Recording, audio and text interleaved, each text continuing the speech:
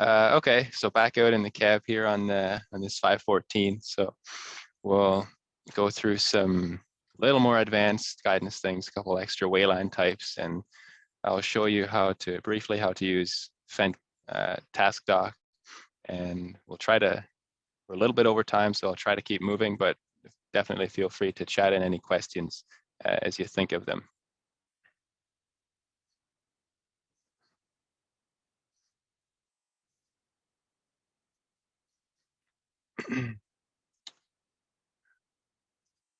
Okay, so I'm going to show you a couple different wayline types. So Leon showed you the basics, so an A-B wayline, which is obviously the most common line you're going to use. I'll just show you also how to make a contour wayline, which you might sometimes use if you're in a field with maybe no straight sides or funny shaped headlands or something like that.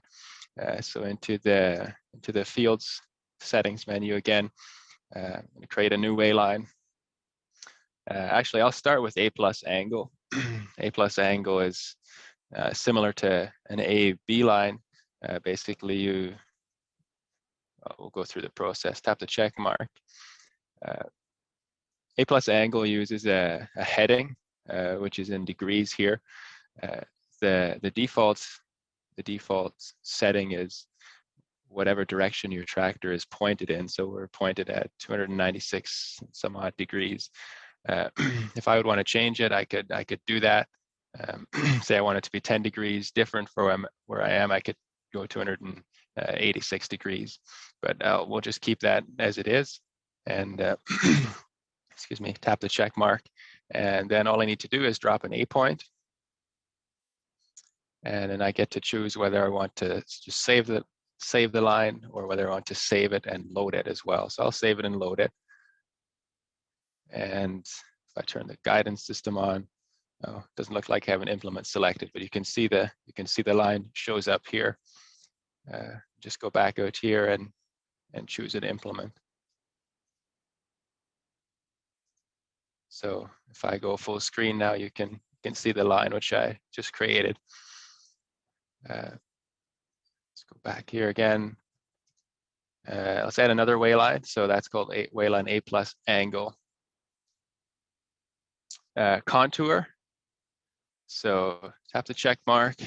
So to create a contour line, basically what happens is the guidance system records wherever you drive, and then the next time it's going to snap a wayline beside that. So to record, push this round circle, which always means record. So I'm just going to go ahead and do that. So now when I start driving,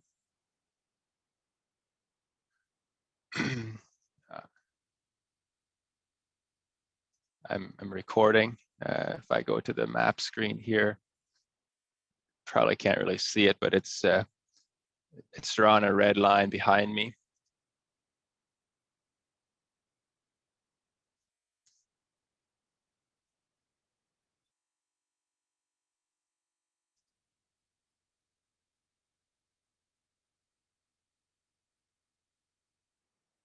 So just keep going here, doing our little loop over here, and then we'll call this wayline good. The alarm that's coming up is related to an obstacle, which I'll cover that a little later on. So when you're done recording, if you need to pause and reposition your tractor, you can do that. When you're done recording, simply push the stop button. And again, I can choose to save the line or save and load it at the same time. So I'm going to choose to save and load the line. So you can see that my contour line shows up here now. I'll just turn around and steer on that line.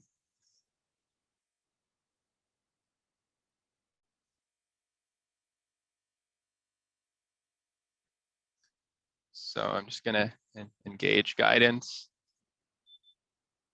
And it picks the closest line, and away we go.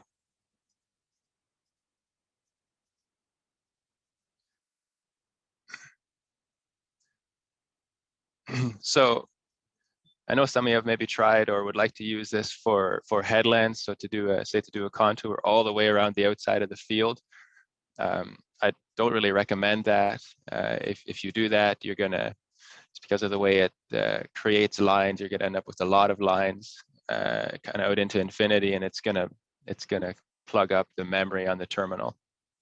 So if there's a feature called Contour Assistant, which this tractor doesn't have. If you would have it and you would go to create a new wayline here, there would be an option for Contour Assistant. What Contour Assistant does is it allows you to create multiple waylines. So you could create a wayline for each headland on both sides of the field.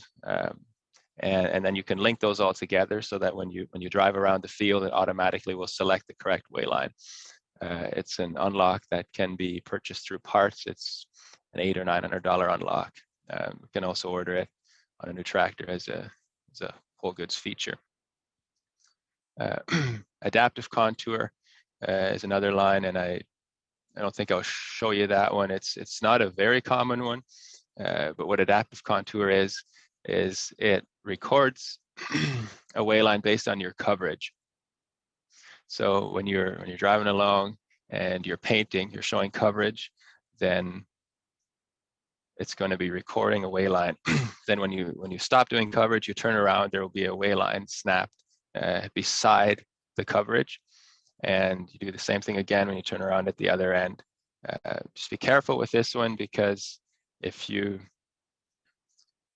say you're going along the side of the field doing coverage, when you lift the implement or when you stop doing coverage, then it's going to snap a line. If for some reason on the headland you would randomly, for some accidental reason, start painting coverage again, it would delete the previous wayline, and it's going to use that little short spurt of coverage as your next wayline. So I'm not sure if that's clear or not. I guess just be careful of how this works. It's also an option to do pivot, which I'm not going to go into that at all because we don't really do a lot of pivots in this area. Manual input simply allows you to enter manual inputs for your waylines. You can do manual coordinates for both the A and the B point. You can do an A coordinate, manual coordinates for your A point, and then do an angle, or you can do manual input pivot. And I don't think I'll go into detail on any of these. They're less common, and certainly if you need help figuring this out, reach out to us and we'll help you out. So just go back out of here.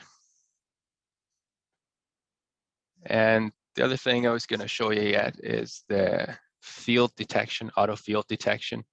So if you go into the little wrench here, second button from the top, there's a switch at the top which says auto, shows a boundary. If you flip that on, your auto field detection is turned on. When your auto field detection is on, as soon as you enter a field with a boundary, the field has to have a boundary. As soon as you enter a field with a boundary, the guidance system will recognize it. A pop-up will show up and ask you if you want to load the field. So that can be useful. It can save you having to manually select the guidance or manually select the field. I think that's about it here. So Leon touched on headline management, which is called Teach-In. We can take that a little bit further. This button here is our headland settings button. So I'll just tap on there. If you have the auto teach-in function, which is basically as an additional unlock, auto teach-in allows you to automatically, when you cross a certain point at the headline, it will automatically start the teach-in sequence. Again, this tractor doesn't have it, so I'm not gonna show it. However, you can create a headland here. So right now we have no headland because it says 0 feet. I'm gonna put in a 20-foot headland, and you can see down in the map here there's a lighter blue line drawn internally, so that's our headland. If I now turn on this beeper here, or this switch, it's going to activate a beeper. So whenever I cross that, or whenever I get to that headland line, then it's going to beep, and you can use that just to alert you when it's time to push your go or your end button to activate the sequence. The exact time when that happens is based on these two settings. So there's if you can see it, there's a flag, there's a yellow and an orange flag. The yellow flag is the time when your beep will sound when you're entering the headland, and the orange flag is the time your beep will sound when you are exiting the headland. So I'll just cross over this headland, and I guess it really doesn't do anything. You can't really hear the beep, so it's there if you want to play with it. Also, if I tap on headland management, so by default, the headland is all one segment. It's 20 feet all the way around the outside. That's what I told it to do. That can be broken up further. So if I tap on this plus button, let's say I actually want 4 individual headlands and want to be able to adjust them independently, I can do that. So instead of 1 segment, I'm going to do 4. Tap the check mark and tap the check mark again. So now I have 4 headland segments, as you can see here. Let's say on the ends, so segment 4 and segment 2, I want that to be a 30-foot headland. See, it moves the line in. Segment 4, I want that also to be a 30-foot headland. It allows you to customize the headlands. This becomes a lot more useful with advanced features like turn assistant, where the headlands become a lot more important, or even auto teach in. Just tap the check mark to go back out of here. Now, if I go to my map screen, you can see where the headlands are.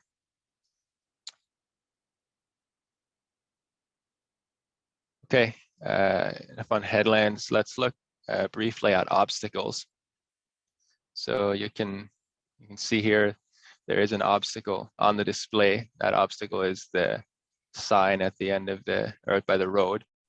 I'll just show you how to create obstacles. You might want to do an obstacle if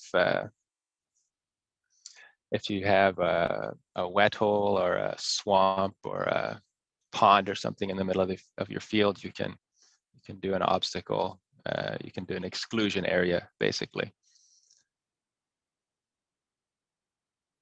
So in the Vario Guide menu, go to the Field Settings menu, and then down arrow, access some additional settings. So your list of obstacles which are saved is here. Right now I have sign. I'll just create another obstacle. There's 3 types of obstacles. A point, which I'll show you, is simply a point. So wherever the tractor is right now, that's where it's gonna create an obstacle. I can give it a name. I can call it stone, let's say, big stone that's poking up, and I kind of want to be aware of that. Tap the check mark. Then you can see on the map here, it shows the stone as an obstacle. And it shows if I zoom in further, you can see it shows an exclamation mark as the symbol.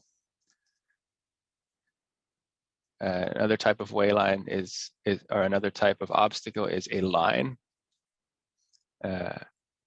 So I'll tap the check mark. So a line could be used for, say you have a waterway running through your field, a ditch or something like that. You can use this function. So you can select either recording, same as the boundary. This records manually. You can manually start and pause the recording. Recording on worked area is based on the trigger settings for the coverage for your implement. So I'm going to do recording, check mark. To pick left or right side, we'll do right side, check mark. And then same as before, the record symbol is used to record. Start driving. And you might not be able to see it again, but it's creating a little line behind the tractor. If I go to the map, you might be able to see it. So that's what I have recorded. And if I'm done, it's stop. And I can name it. I can call it ditch. And it's saved in the field Fendt training 2022. I can enter the width here. So let's say it's a 10-foot ditch, the check mark. Then it shows up on my map screen as an obstacle. Lastly is an area, and this works similarly. Tap the check mark. I'm going to record. I pick the right side. I tap the record button, and away we go. So I'm recording on the right-hand side. Let's say I'm driving around a little pond in the middle of the field.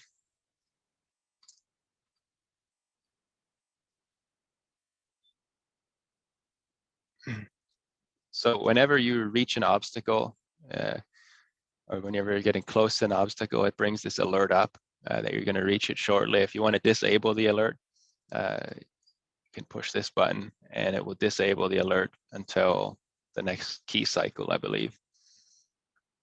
So same as doing a boundary. When you stop the recording, it will snap a line from the beginning to the ending point. And again, you can give it a name. I'll just call this pond. Saved in Fendt Training 2022. And we're close to it, so it's alerting us.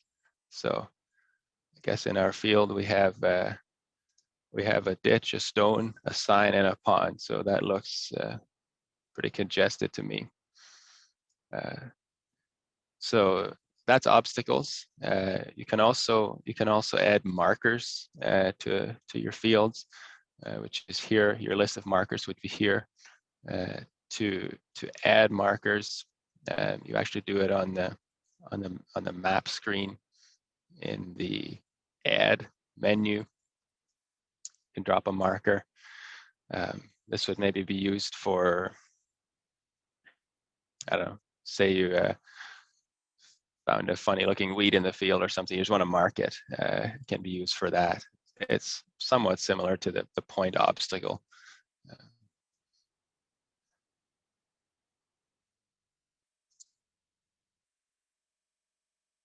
Okay, I think that's all for guidance. I'll show you briefly how to use TaskDoc, and I might say TaskDoc, I might say VarioDoc. They're somewhat used interchangeably. Fendt used to call it VarioDoc. Now it's called TaskDoc. TaskDoc is Fendt's task controller. If you want to record acres, this is how you do it. So the TaskDoc menu is here. One tab brings up the information page. The second tab brings up the full menu. Now TaskDoc is designed to be a task controller. So what it's really designed to do is you can create a task on your FMIS software, so SMS or Trimble Egg software or something like that, and you can import it. The task would show up here, and you would complete the task and then export it again, or you're finished with it. You can also simply use TaskDoc to record acres. It's kind of the only good way to record acreage on the Vario terminal. So to create a new task, tap on the white box here. If you'd have a list of tasks that are already begun, they would be here. So I'm going to hit the plus to create a new task. I'm going to call this planting. Oops, doesn't look like I know how to spell.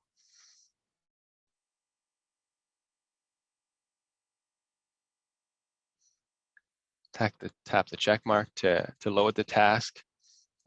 whatever implement you have loaded in VarioGuide will automatically load here. Tap the check mark. You always want to add a field to your task. So whatever field you're in, you can add that here. So I'll do the Fendt Training 2022 field.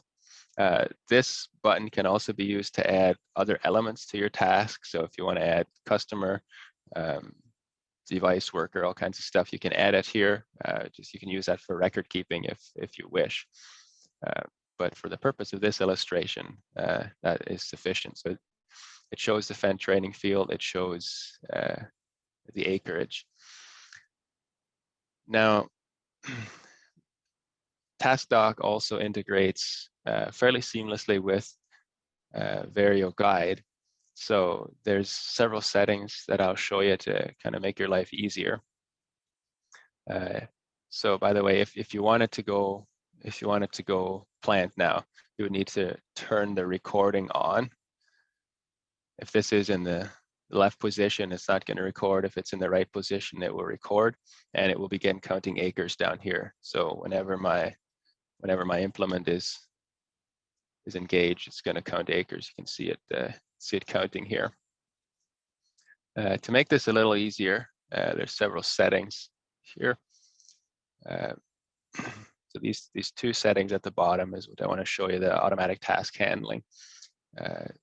This one is called the field task synchronization. So when this is activated, I'll turn it on.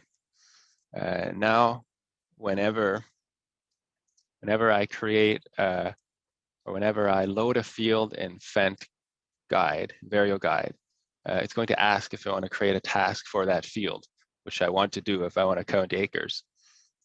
Or if I make a task in VarioDoc and I want to add a field to it, if I add a field to it, it's going to ask automatically if I want to add that field in or load it in VarioGuide as well. And I'll show you what that looks like. This setting, automatic task handling, there's 3 settings here. What this does is it adjusts how the TaskDoc responds to entering and exiting a field. Now you do need to obviously have a boundary again for this to work. If you set it to continue with current task status and you exit a field, it's just going to keep recording. If you set it to automatic pause and start task, it will automatically pause and start the task as you enter and exit the field boundary. If you do automatically book task, it's going to automatically close the task down as you exit the field. So I don't suggest doing that one, or you might accidentally lose the information, or not lose it, but it's going to book the task and you won't be able to easily see the information that you actually wanted to see. So automatic pause and start is where I'm going to leave this set at. So I'll just create another new task to show you how that looks. The plus menu, plus button. I'll create another task called, say I want to come back later and I want to spray. Tap the check mark and it automatically loads the implement. You can see here that I thought it flipped to record, but I guess it didn't. Okay, I need to add the field. Yes, I need to add Fendt Training 2022. So when I load that field, then it automatically records because it's set to automatically pause and start when I enter this field, and I'm within the boundary of Fendt Training 2022. The field was also loaded in VarioGuide, which you can't really see, but I should also show you what this looks like from the VarioGuide side. So into the VarioGuide menu. So here's our list of fields saved on the Vario terminal. So if there's a task if there's a task attached to any of these fields, there'll be this this VarioDoc symbol beside it. So there's a task attached to Fendt Training 2022.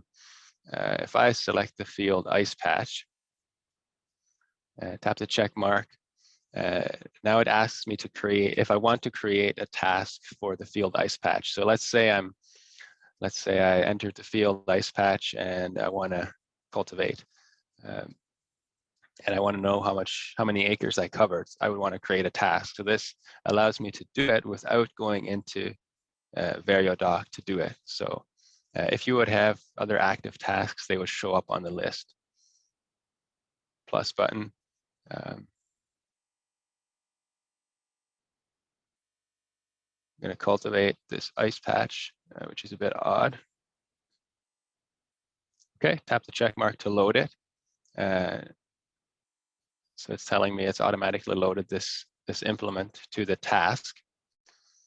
And now as soon as so now I have a task loaded, it's going to count acres automatically.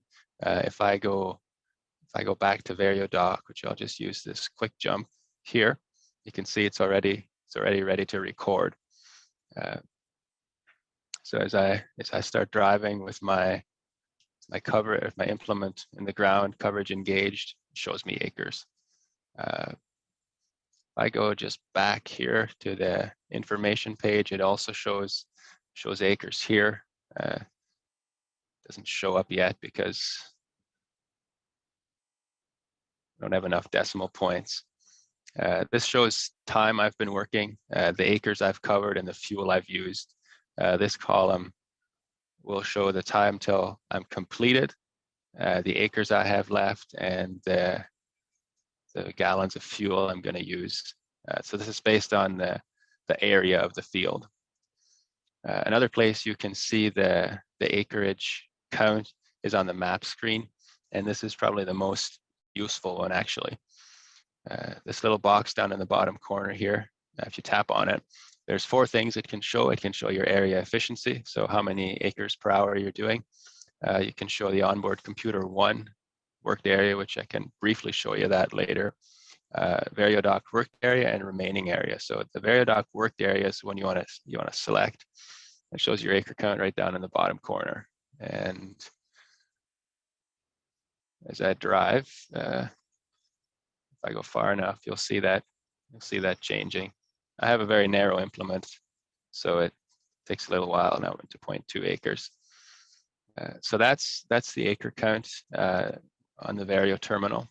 You want to go back later to see how much you did, you can go back into VarioDoc, and it gives you a summary at the bottom. When you are done, so there's 2 things you can do. Let's say you simply wanted to know how many acres you did. That's all. You don't care about anything else. You don't care about saving this. Then you would go into the task, and actually I need to pause it first. When I'm done, I need to pause it. Go into our list of tasks, and you can just delete it right here. Garbage can button and check mark. Now it's gone. You just want to make sure that you do delete the task when you're done if you're not planning to export it. Otherwise, they'll accumulate on the terminal and use up storage space. So I still have 2 more tasks here that are still active, that are paused. So I'm just going to load one of these. And that's load away line. Okay. So the way TaskDoc is actually meant to work, when you're done with the task, you can export it, and then you could load it in your FMIS software again, like SMS or whatever you have. If I tap this check mark with the floppy disk, it's gonna book the task. So it shows you here a summary of fuel used, def used, time, distance, acreage. Shows you everything. You can adjust the values here if you need to. If you need to adjust how much time you actually spent or whatever, you can do it here. If I tap the check mark, it's going to book the task. If I tap the check mark with these 2 little papers, that's going to book the task and create a copy. So it's going to create a template actually. So I can use that template. Say I have a complicated task with a whole bunch of elements on it. I can use that to create a copy, create a template, and then I can use that template to easily create a task the next time. So in this case, I'm just going to book it. So now if I go again to the settings here, there are several ways to export a task. It can be done via Bluetooth. It can be done via cellular. Sorry, it can be done USB, Bluetooth, or cellular. North America, we don't do Bluetooth. I think there's some legal regulations surrounding that. If you have a VarioDoc Pro subscription, you would use cellular.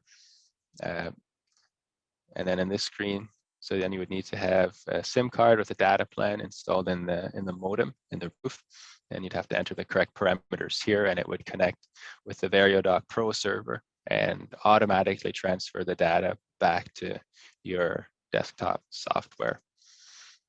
For the purpose of this little demo, I'm going to put it to USB device, check mark. And let's go back out of here. So when I book it, it automatically basically sends it to a little holding pot where it's ready to be exported. And to actually export, back out of here. So into the administration menu, this is the same place where Leon showed you how to transfer fields and waylines from one terminal to another. So instead of turning these on, I'm going to turn those off, and I'm going to turn on the task data switch. So now it shows I have a task ready to go here. It says task data 0, 1. So that means I have one task. If I would have two, it'd show 2, and so on. So I want to export that. So this is the data on my tractor. This is the data on my USB stick. I just tap the down arrow. Oh, I need to select it and tap the down arrow, and it copies it down onto my USB stick. USB stick is plugged in at the bottom of the terminal here. So you'll see the name changes up here. It doesn't automatically delete the task data file on the tractor side, but it renames it so you can see that it's exported. When you're done exporting it, you'll want to hit the garbage can here to delete it. Otherwise, it's going to sit there and use up space on the terminal. So now I have my task data file on the USB stick. I can take it. It's in ISO XML format. So if I have an SMS or a desktop software that supports that format, I can directly import it. Otherwise, it might have to go through a converter tool. So that's, I know I went fairly quick, kind of running out of time. So that's an overview on how VarioDoc works. Are there any questions? Is there anything that I missed, Maynard? Oh, I guess one other thing I thought of, should show you what this button does. This goes to your implement settings, exact same settings that you find in VarioGuide, which we looked at earlier. So if you need to load a different implement, you can do that directly from VarioDoc. You can pick another implement from the list, same list that's in VarioDoc, or in VarioGuide, sorry. And again, it's the implement and the triggers set for the implement that determine the acre count and the coverage, basically. Some of you are familiar with the onboard computer. So there is 10 different onboard computers. You can cycle through them with the buttons here. You can also use the onboard computer to count acres. You toggle on and off at the top. This zeroes it out.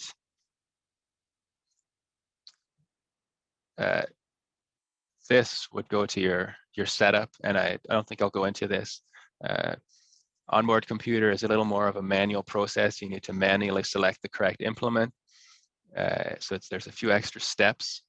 If you're comfortable with this, if you know how it works, go ahead and do it. Otherwise, it's probably easier just to use the VarioDoc task process to do the acre count.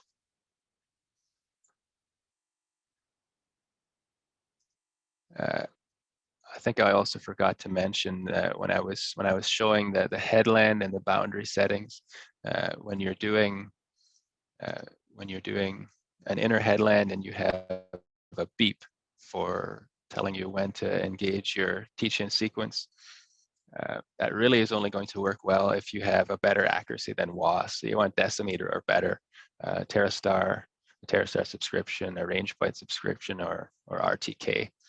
That kind of counts for anything related to headlands. So is there anything else? Is there any questions? Anything I missed, Maynard? Ryan, I would say you covered it very well. We don't have any questions in the chat right now. Guys, if you do have questions, feel free to chat them in. One question I had, Ryan, was you showed the two headlands and how to set the width. Is there a limit on that distance, or what is that? Like if there's a limit on basically how wide the headland can be? Yes, correct. Yeah, I don't think there really is a limit. Obviously, there would be if your field is 50 feet wide and you go greater than 25 feet, then you're going to have a problem because the headlands will overlap. But otherwise, there's really no limit.